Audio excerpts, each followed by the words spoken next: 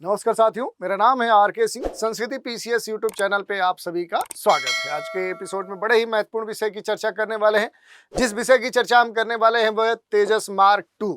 ये बात कही जा रही है कि जब से इसकी चर्चा होने लगी है तब से इसकी आहट से अब पाकिस्तान घबराने लगा है। तो देखेंगे कि आखिर ये है क्या, और इसके संदर्भ में जो एक स्वदेशी जो इंजन बनाने की बात कही जा रही है, जो कि एएमसीए है, उसकी आगजनी ने या कहें तो इसकी तैयारी जो भारत ने कर ली है, इसने अब भारत के दुश्मनों की जो बेचैनी है वो बढ़ा दी है। तो इसी विषय की चर्चा करने वाले हैं। तो न्यूज के बारे में डिटेल से देखेंगे कि तेजस मार्क 2 है क्या, इसकी आहट से क्यों घबरा रहे हैं भारत के पड़ोसी देश या भारत के जो दुश्मन देश जैसे पाकिस्तान है। तो इस प्रोटोटाइप की बात करेंगे। स्वदेशी इंजन से लैस ये पूरा एमसीए है, इसका आखिर इतना खौफ क्यों खा रहे हैं हमारे जो दुश्मन देश हैं, तो उनके बारे में हम बात करेंगे। इससे जुड़े हुए जो भी महत्वपूर्ण बिंदु हैं उन पर हम चर्चा करेंगे। साथ ही देंगे कि भारत का जो बढ़ता हुआ आत्मविश्वास है वो कैसे बढ़ रहा है और इससे क्यों जो भी पड़ोसी देश हैं वो खौफ खा रहे हैं। इसके अलावा हम देखेंगे एक तेजस मार्क 2 का जो पहला टेस्ट है वो कब तक होने की संभावना जताई जा रही है, कब तक इसका अनाउंसमेंट किया जा रहा है। इसके अलावा इससे जुड़ी हुई जो भी महत्वपूर्ण विशेषताएं हैं उन पर बात करेंगे। जो एमसीए है उसके संदर्भ में भारत का जो ये स्टील्थ फाइटर जो एक सपना है, क्योंकि दुनिया के जो सुपर पावर्स हैं उनके पास स्टील्थ जो पावर है, वो जो एक पकड़ है वो उनके पास है। तो उसके पास पहुंचने के लिए भारत की ये जो लंबी छलांग है इसकी हम चर्चा करेंगे। इसके अलावा हम देखेंगे कि भारत का जो नेक्स्ट जनरेशन का जो सपना है एएमसीए, ये कैसे पूरा होने वाला है, कब तक पूरा होने वाला है, और इसके साथ ही तेजस की जो महत्वपूर्ण खूबियां थी उन पर भी हम देख लेंगे कि कैसे तेजस जो दुश्मनों की जो एक तरह से देखें जो एक जान निकालने वाली बात होती है, दम निकालने वाली बात है, कैसे साबित होता है। इसके अलावा तेजस मार्क 2 में जो एक नए इंजन लगाए जाने की बात कही जा रही है, जो कावेरी टर्बोफैन जो एक इंजन है उसकी हम चर्चा कर लेंगे। इसके अलावा इसकी विशेषता क्या है, स्वदेशी इंजन के स्तर पे भारत कैसे प्रयास कर रहा है, इसके अलावा भारत के सामने कौन सी चुनौतियां हैं, उसका समाधान भारत के पास क्या है, परियोजना से जुड़ी हुई कौन सी चुनौतियां हैं, पाकिस्तान की चिंताएं क्यों बढ़ी हुई है और भारत को इस परियोजना से क्या लाभ होने वाला है। इसके अलावा भी जो इसके इम्पैक्ट्स हैं उन पर हम बात करेंगे। साथ ही ओवरऑल देखेंगे कि आने वाले समय में इसकी दशा दिशा क्या हो सकती है। इन सभी बिंदुओं पर हम चर्चा करने वाले हैं। चलिए स्टार्ट करते हैं। न्यूज की बात करें कि सबसे पहले न्यूज क्या है, तो वही तेजस मार्क 2 है, जो एक तरह से देखें तो भारत के दुश्मनों के लिए बेचैनी बढ़ा चुका है। भारत अब स्वदेशी जो विमानन तकनीक है उस ओर धीरे धीरे तेजी से बढ़ने लगा है और अग्रसर भी हो रहा है, और धीरे धीरे देखें तो भारत का जो कॉन्फिडेंस है वो भी बढ़ रहा है। आने वाले वर्षों में देखें तो भारतीय जो वायुसेना है, जो इंडियन एयरफोर्स है, उसको न केवल तेजस मार्क 2 ही बल्कि इससे भी बेहतर स्वदेशी इंजन से लैस जो एडवांस मीडियम कम्बैट जो एयरक्राफ्ट है, जिसे हम क्या बोल रहे हैं, एएमसीए बोल रहे हैं। तो ये क्या है कि जिसकी हम बात करेंगे एडवांस मीडियम जो कम्बैट एयरक्राफ्ट है उसकी भी ताकत इंडियन एयरफोर्स को मिलेगा, और फिर जो एयरफोर्स है हमारी उसकी जो ताकत होगी वो कई गुना बढ़ जाएगी। और ये जो विकास है भारत का, ये पड़ोसी देशों को हजम नहीं हो रहा है, खास तौर पे पाकिस्तान जैसे हमेशा भारत की अहित सोचने वाले देश के लिए, क्योंकि उनके लिए चिंता का ये सबक बन चुका है कि भारत इतने बड़े स्तर पे विमान क्षेत्र में अब आगे बढ़ रहा है, तो भारत विकसित जो विमानन तकनीक है उसकी तरफ पूरी तरह से अब अपनी छलांग लगा चुका है। जिसके तहत देखें तो तेजस मार्क 2 अगले साल यानी 2025-26 का जो वर्ष है इसमें वायुसेना में शामिल हो जाएगा। जो हिंदुस्तान एरोनॉटिकल जो लिमिटेड है, जिसे हम HAL कहते हैं, और जो भारत के खास तौर पे देखें बड़ी ही महत्वपूर्ण जो एजेंसी है या कह सकते हैं कि जो एक प्रतिष्ठान संस्थान है जो कि खास तौर पे भारत की सुरक्षा क्षेत्र से जुड़े हुए जो भी उत्पाद है वो बनाती है, DRDO। इन दोनों ने स्वदेशी इंजन के विकास पर जोर दिया है, और जिसमें कावेरी जो टर्बो फैन जो इंजन है उसको बेहतर बनाने के लिए जो भी कह सकते हैं कि यहाँ पर एडवांस मीडियम जो जिसकी हम बात करें कि इस तरह के जो भी कम्बैट एयरक्राफ्ट हैं उन पर अब जो रिसर्च है वो शुरू हो चुका है, और इसी कारण से देखें तो ये चर्चा का विषय भी बना हुआ है। और हमारे देश ने जो भी विकसित भारत है उसकी ओर जो कदम बढ़ा है, इस तरह के जो भी महत्वाकांक्षी जो परियोजना है, ये 4.5 जनरेशन जो फाइटर जेट्स हैं, लाइट जो कम्बैट एयरक्राफ्ट है मार्क 2 टाइप का जिसकी हम बात करें, तो ये इस 2025-26 में देखें तो भारत के एयरफोर्स में शामिल हो जाएंगे और उड़ान भरते हुए दिखेंगे। फिर भी कई तरह के जो टेस्ट हैं उनसे इनका गुजरना अभी भी बाकी है और भारतीय वायुसेना के बेड़े में शामिल किए जाने से पहले ये सारे टेस्ट हो जाएंगे। और तेजस का जो Mark 2 है, अब ये इसका जो प्रोटोटाइप है वो उस प्रोटोटाइप फेज में ये आ चुका है और हिंदुस्तान एरोनॉटिक्स जो लिमिटेड है उसके चेयरमैन है डॉक्टर DK सुनील, उन्होंने हाल ही में ये कहा था, एक टीवी चैनल में इंटरव्यू दिया था कि अभी एयरक्राफ्ट के जो पार्ट्स हैं और उसके जो ढांचे हैं उसको लेकर भारत में बड़े स्तर पे काम चल रहा है। और इस तरह के जो भी कार्यक्रम है भारत सरकार के स्तर पे या जो भी अलग अलग हिंदुस्तान एरोनॉटिकल लिमिटेड है या जो DRDO है, ये क्या है कि तेजस को इतना मारक बना देंगे कि आने वाले समय में दुश्मनों के दांत खट्टे कर सकता है हमारा तेजस। तो दुश्मनों की नींद तो अभी से उड़ी हुई है और इस कारण से देखें तो अब भारत का जो आत्मविश्वास है वो कई गुना बढ़ चुका है। भारत ने रक्षा क्षेत्र में देखें तो लंबे समय से आयात पर जो निर्भरता है वो झेली है, बड़े स्तर पे विदेशी आयातों के द्वारा ही क्या है कि उसका पूरा जो रक्षा क्षेत्र है वो उस पर डिपेंड था। लेकिन धीरे धीरे भारत ने इस क्षेत्र में अपने बड़े स्तर पे काम किए हैं और अब जो निर्भरता है वो काफ़ी हद तक कम हो गई, यहाँ तक कि भारत अब इस तरह के जो उत्पाद है वो दूसरों को बेच भी रहा है। लेकिन अभी भी भारत की जो निर्भरता है वो दुनिया के विभिन्न जैसे अमेरिका, इजराइल, रसिया या इस तरह के जो देश हैं उनके ऊपर निर्भर है।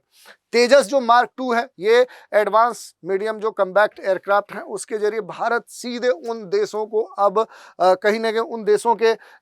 स्तर पे उनके कतार में अब खड़ा होने जा रहा है। जो fighter jet design, engine development और स्टेल्थ जो टेक्नोलॉजी है उसके स्तर पे खुद को तैयार कर चुके हैं। तो ये भारत के स्तर पे एक बड़ा बदलाव है जो न सिर्फ भारत को रक्षा उसकी जो क्षमता है उसको कई गुना बढ़ा देगा, बल्कि वैश्विक मंच पर भारत की जो एक सामरिक स्वायत्तता है, स्ट्रैटेजिक जो ऑटोनॉमी है उसे भी मजबूत करेगा। और इसी कारण से कहा जा रहा है कि अब भारत आत्मनिर्भर हो रहा है। भारत के विकास में देखें तो पूरा ये आत्मविश्वास झलक रहा है और भारत में बड़े स्तर के इस तरह के जो बदलाव है वो देखने को मिल रहे हैं। तेजस Mark 2 का जो पहला टेस्ट है ये कहा जा रहा है कि 2026 में ये कंप्लीट कर लिया जाएगा और ये फाइटर जेट पहाड़ों के स्तर पे देखें तो काफ़ी कारीगर हो सकता है। ये जो DK सुनील है उनका ये कहना है कि जो तेजस हमारा MK2 है इसका जो पहला परीक्षण है वो 2026 के तीसरे या चौथे तिमाही में हो जाने का पूरे तरह से एक हमारी योजना है। इसकी पहली उड़ान 2026 के आखिर में या 2027 की शुरुआत में हो सकती है। इस तरह का जो भी फाइटर जेट है ये खासतौर पर देखेंगे इनकी विशेषता क्या है कि ये पहाड़ी जो क्षेत्र है या पहाड़ी या जो नीचे की कम ऊंचाई वाले जो क्षेत्र हैं उनमें भी जो लड़ाइयां होंगी उनमें बेहद मारक साबित हो सकते हैं। इसके अलावा जो भी दुश्मन है, दुश्मन के जो जंगी जेट हैं उनका पीछा करके उसे तबाह करने में पूरी तरह से ये सक्षम है। और इसी कारण से अब पाकिस्तान क्या है, अब वो तनाव में आ चुका है, टेंशन में आ चुका है। जो तेजस Mark 2 है इसके जो अगली पीढ़ी के जो स्वदेशी फाइटर हैं उस श्रेणी में ये अब शामिल हो चुका है और भारत को एक बड़ी लंबी छलांग देने वाला है, क्योंकि इसका जो बैलेंस डिजाइन है ये सबसे खास हो जाता है। इसके अलावा इसका जो कॉकपिट है, इंटरनल जो वेपन्स बे है वो काफी महत्वपूर्ण है। और इस कारण से देखें तो दुश्मन अब इससे डर रहा है, क्योंकि मार्क जो MK2 है वर्तमान में तेजस से अधिक क्या हो गया है, ये अब शक्तिशाली हो चुका है, बहुउद्देशीय हो चुका है। विमान जो है वो राफेल जैसी जो क्षमता है उनसे पूरी तरह से लैस है, लेकिन पूरी तरह से भारतीय डिजाइन पर ये बेस्ड है। अगले साल तक इसके प्रोटोटाइप उड़ान भरने के लिए तैयार है और वायुसेना में भी हो सकता है कि अगले वर्ष ही ये शामिल हो जाएं। इसमें उन्नत जो एवियोनिक्स है, जो AESA रडार है, हथियार ले जाने की जो क्षमताएं हैं वो सभी इसमें क्या कर दी गई हैं, इस बार शामिल कर दी गई हैं और इसी कारण से इसकी जो मारक क्षमता है वो बहुत ही बढ़ चुकी है।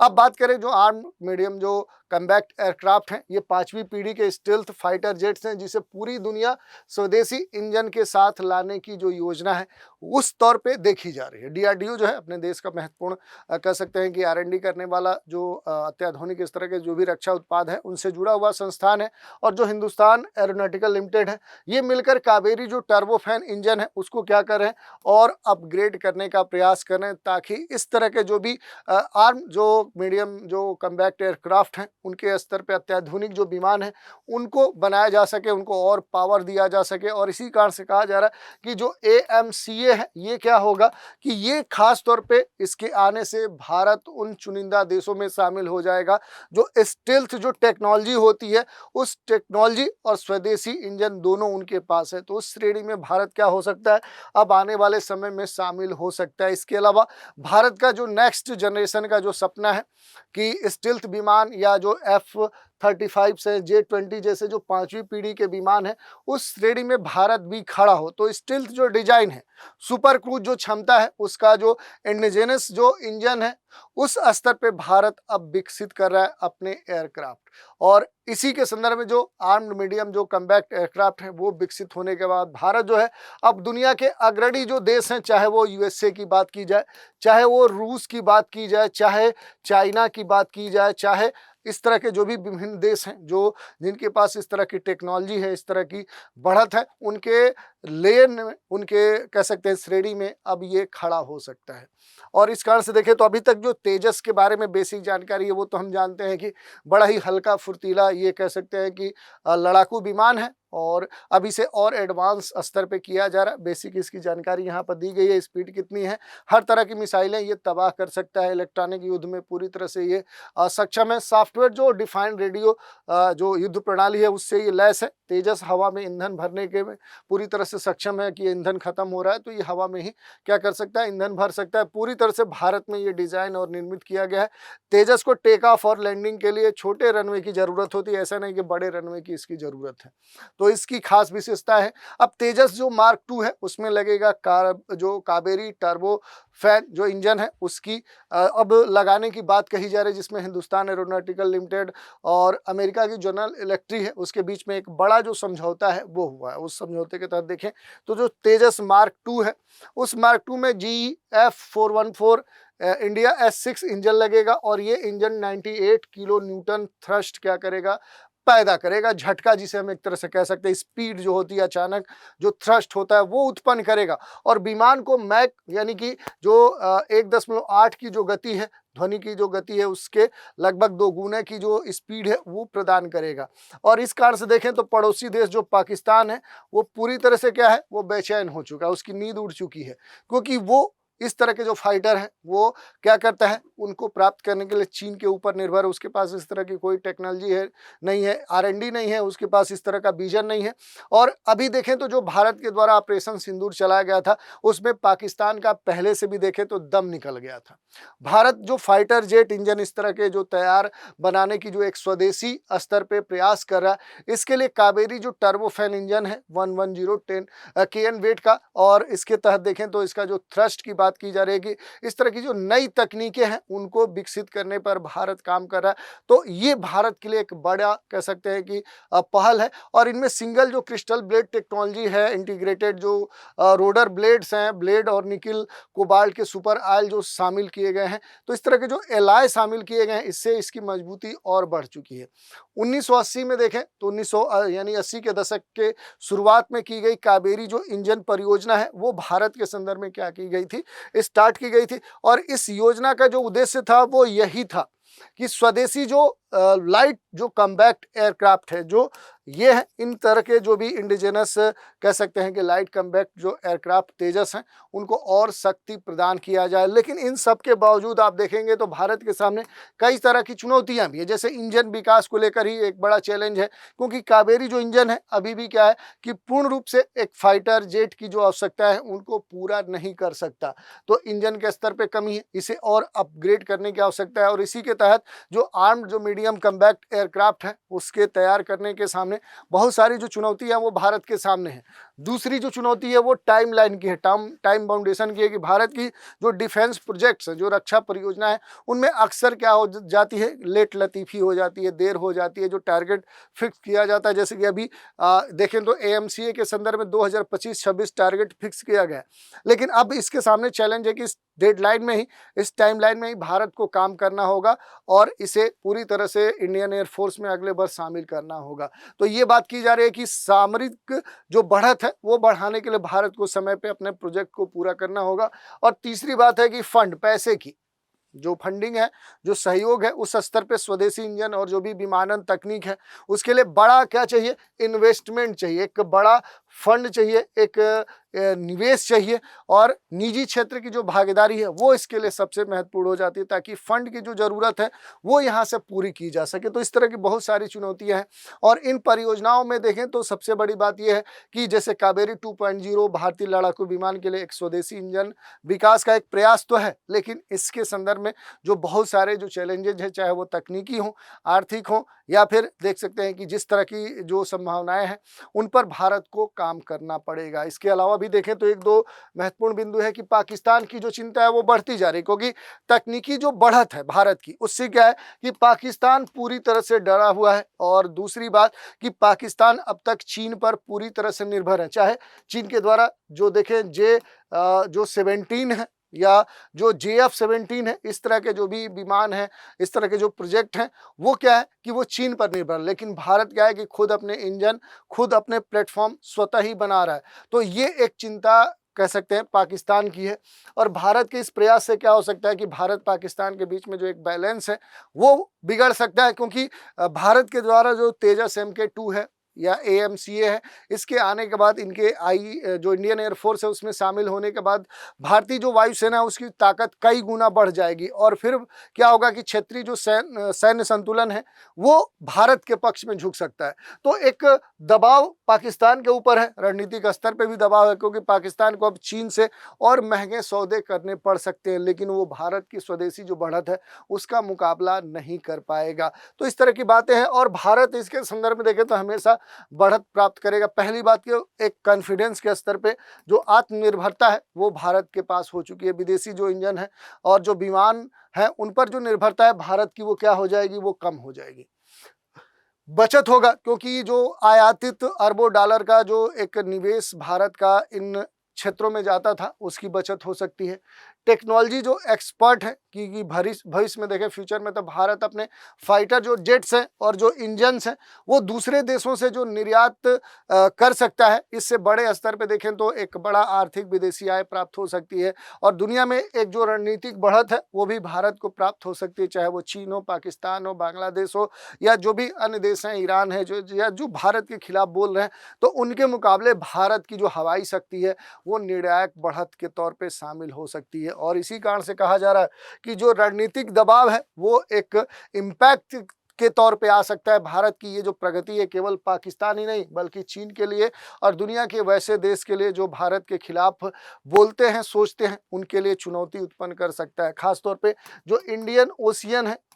अगर बात करें कि जो हिंद महासागर क्षेत्र है, इस क्षेत्र की बात करें या इंडियन पैसिफिक ओशियन की बात करें, एशिया पैसिफिक क्षेत्र की बात करें, तो वहाँ पर भारत की बढ़ती हुई जो मजबूती है वो यहाँ पर और बेहतर हो सकती है। और अमेरिका और यूरोप पर भी देखें तो भारत के स्तर पे क्या है कि एक रक्षा निर्यात के स्तर पे भारत डेवलप होने जा रहा है। तो जो एक अमेरिका यूरोप की अपनी बढ़त थी उसे चैलेंज दे सकता है आने वाले समय में भारत। ओवरऑल हम यही कह सकते हैं कि तेजस MK2 हो या फिर आर्म्ड जो मीडियम कॉम्बैक्ट एयरक्राफ्ट हैं, केवल सैन्य एक प्रोजेक्ट भारत के लिए नहीं है बल्कि क्या है, ये भारत के लिए उससे और बढ़कर हैं। क्या है कि भारत की जो रणनीतिक स्वतंत्रता है, जो तकनीकी आत्मनिर्भरता है, उसे ये प्रदान करते हैं। दूसरी बात, पाकिस्तान की जो बेचैनी है ये तो अब दर्शा रही कि भारत ने रक्षा क्षेत्र में जिस तरह से अपने कदम बढ़ाए हैं उसका असर न केवल क्षेत्रीय सुरक्षा पे पड़ा है बल्कि वैश्विक जो रक्षा संतुलन है उसके ऊपर पड़ा है। चाहे वो तेजस मार्क 2 की बात करें, आर्म मीडियम जो कॉम्बैक्ट एयरक्राफ्ट है उसकी बात करें, भारत के लिए